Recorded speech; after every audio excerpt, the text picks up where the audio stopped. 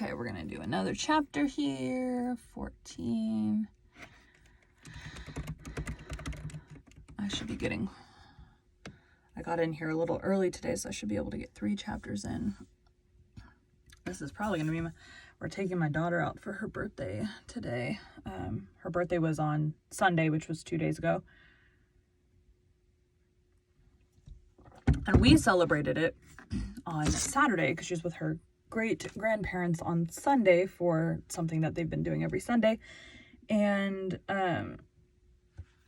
so my sister could not be there on Saturday. So she is coming today. Today we'll be continuing Frankenstein by Mary Shelley. Chapter 14. Really, stomach? Shelley. Chapter 14. Some time elapsed before I learned the history of my friends. It was one which could not fail to impress itself deeply on my mind, unfolding as it did a number of circumstances, each interesting and wonderful to one so utterly inexperienced as I was. The name of the old man was de Lacy. He descended from a good family in France, where he had lived many years in affluence, respected by his superiors and beloved by his equals. His son was bred in the service of his country, and Agatha had ranked with ladies of the highest distinction. A few months before my arrival, they had lived in a large and luxurious city called Paris, surrounded by friends and possessed of every enjoyment which virtue, refinement of intellect, or taste, accompanied by a moderate fortune, could afford. The father of Safie had been the cause of their ruin. He was a Turkish merchant and had inhabited Paris for many years. When, for some reason to which I could not learn, he became obnoxious to the government. He was seized and cast into prison the very day that Safie arrived from Constantinople to join him. He was tried and condemned to death. The injustice of this sentence was very flagrant. All Paris was indignant, and it was judged that his religion and wealth, rather than the crime alleged against him, had been the cause of his condemnation. Felix had accidentally been present at the trial.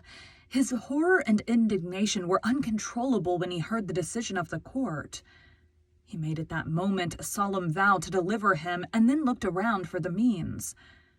After many fruitless attempts to gain admittance to the prison, he found a strongly grated window in an unguarded part of the building, which lighted the dungeon of the unfortunate Mohammedan, who, loaded with the chains, waited in despair the execution of the barbarous sentence.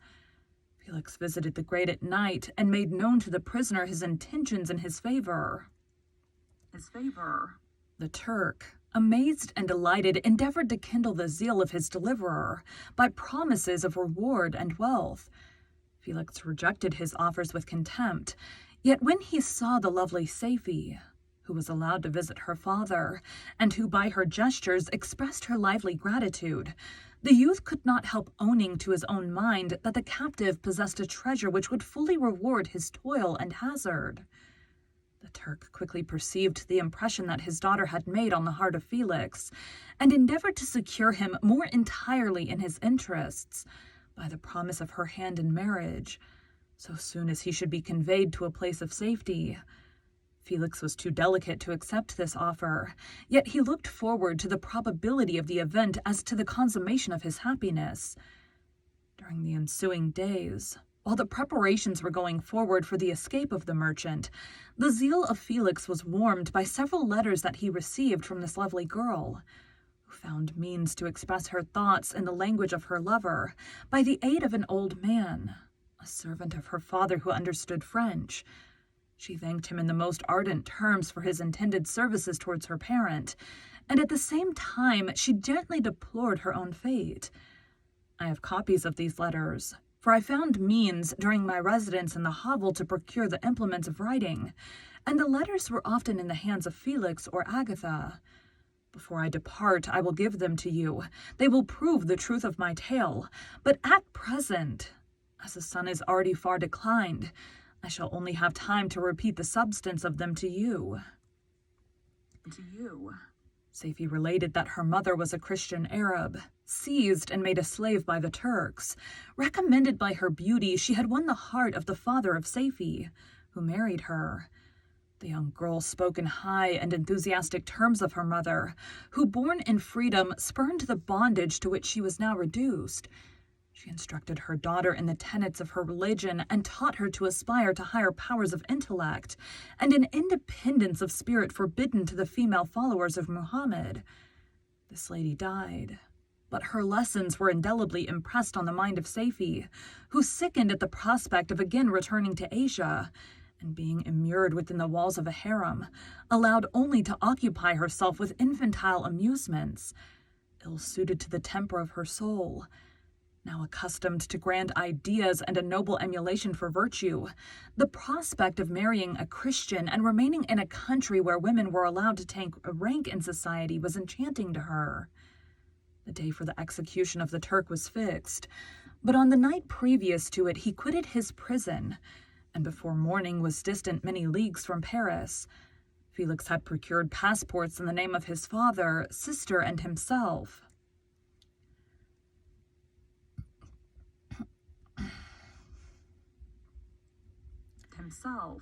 He had previously communicated his plan to the former, who aided the deceit by quitting his house under the pretense of a journey and concealed himself, with his daughter, in an obscure part of Paris. Felix conducted the fugitives through France to Lyons and across Mount Cenis to Leghorn, where the merchant had decided to wait a favorable opportunity of passing into some part of the Turkish dominions. Saifi resolved to remain with her father until the moment of his departure, before which time the Turk renewed his promise that she should be united to his deliverer, and Felix remained with them in expectation of that event. And in the meantime he enjoyed the society of the Arabian, who exhibited towards him the simplest and tenderest affection. They conversed with one another through the means of an interpreter, and sometimes with the interpretation of looks, and Saifi sang to him the divine airs of her native country. The Turk allowed this intimacy to take place, and encouraged the hopes of the youthful lovers, while in his heart he had formed far other plans.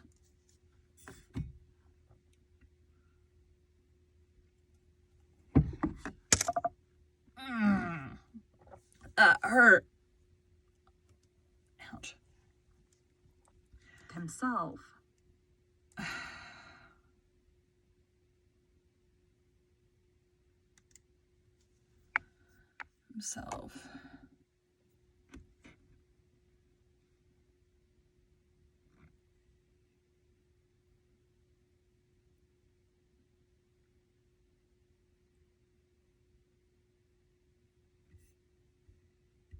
Felix had procured passports in the name of his father, sister. It went like way back. Himself. He had previously communicated his plan to the former, who aided the deceit by quitting his house under the pretense of a journey, and concealed himself, with his daughter, in an obscure part of Paris. Felix conducted the fugitives through France to Lyons and across Mount Cenis to Leghorn, where the merchant had decided to wait a favorable opportunity of passing into some part of the Turkish dominions. Saifi resolved to remain with her father until the moment of his departure, before which time the Turk renewed his promise that he should be united to his deliverer. But she... Before which time the Turk renewed his promise that she should be united to his deliverer, and Felix remained with them in expectation of that event, and in the meantime he enjoyed the society of the Arabian, who exhibited towards him the simplest and tenderest affection. They conversed with one another through the means of an interpreter, and sometimes with the interpretation of looks, and Saifi sang to him the divine airs of her native country. The Turk allowed this intimacy to take place, and encouraged the hopes of the young lovers, while in his heart he had formed far other plans. He loathed the idea that his daughter should be united to a Christian, but he feared the resentment of Felix if he should appear lukewarm, for he knew that he was still in the power of his deliverer if he should choose to betray him to the Italian state which they inhabited. He revolved 1,000 plans by which he should be enabled to prolong the deceit until it might be no longer necessary, and secretly to take his daughter with him when he departed. His plans were facilitated by the news which arrived from Paris. The government of France were greatly enraged at the escape of their victim, and spared no pains to detect and punish his deliverer. My stomach. The plot of Felix was quickly discovered, and De Lacy and Agatha were thrown into prison. The news reached Felix and roused him from his dream of pleasure. His blind and aged father and his gentle sister lay in a noisome dungeon. Oh my God.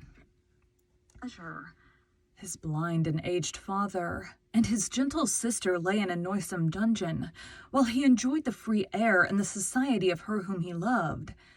This idea was torture to him.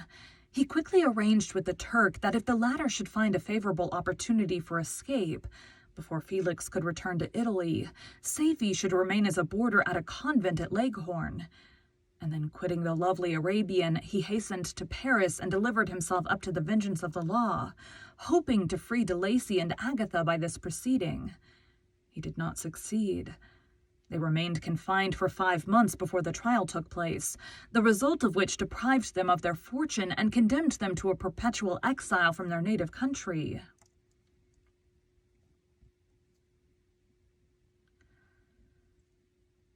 Excuse me. They found a miserable asylum in the cottage in Germany, which I discovered where. They found a miserable asylum in the cottage in Germany where I discovered them. Felix soon learned that the treacherous Turk for whom he and his family endured such unheard of oppression, on discovering that his deliverer was thus reduced to poverty and ruin, became a traitor to good feeling and honor, and had quitted Italy with his daughter, insultingly sending Felix a pittance of money to aid him, as he said, in some plan of future maintenance. Such were the events that preyed on the heart of Felix and rendered him, when I first saw him, the most miserable of his family. He could have endured poverty, and while this distress had been the meed of his virtue, he gloried in it. But the ingratitude of the Turk and the loss of his beloved Safie were misfortunes more bitter and irreparable. The arrival of the Arabian now infused new life into his soul.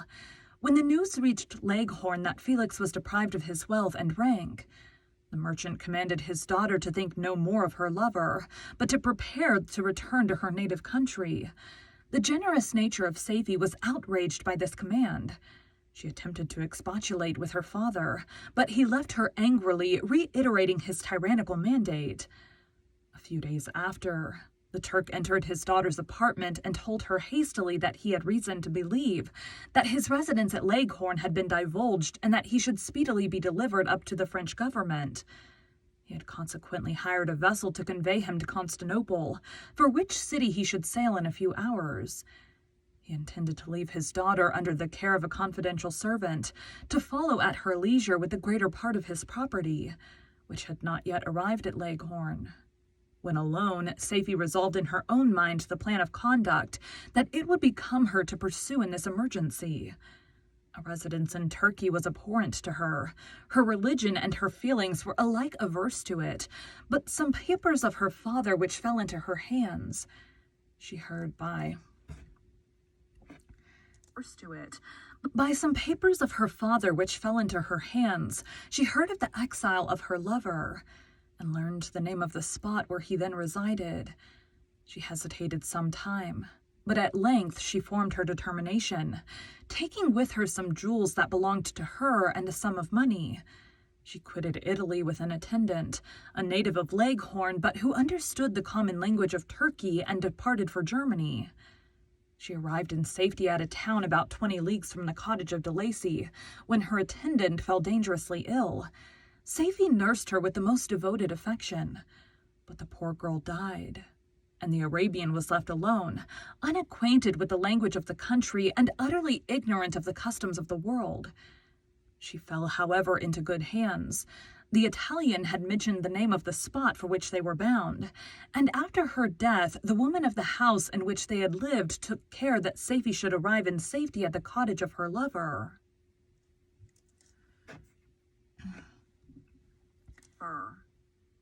Thank you for joining Bite at a Time Books today, while we read a bite of one of your favorite classics. Again, my name is Bree Carlisle, and I hope you come back tomorrow for the next bite of Frankenstein. This next chapter is longer. According to my little scrolly bar here, I'm just past halfway, and that was 2 chapters, which means this last chapter gonna be long. Thanks, guys.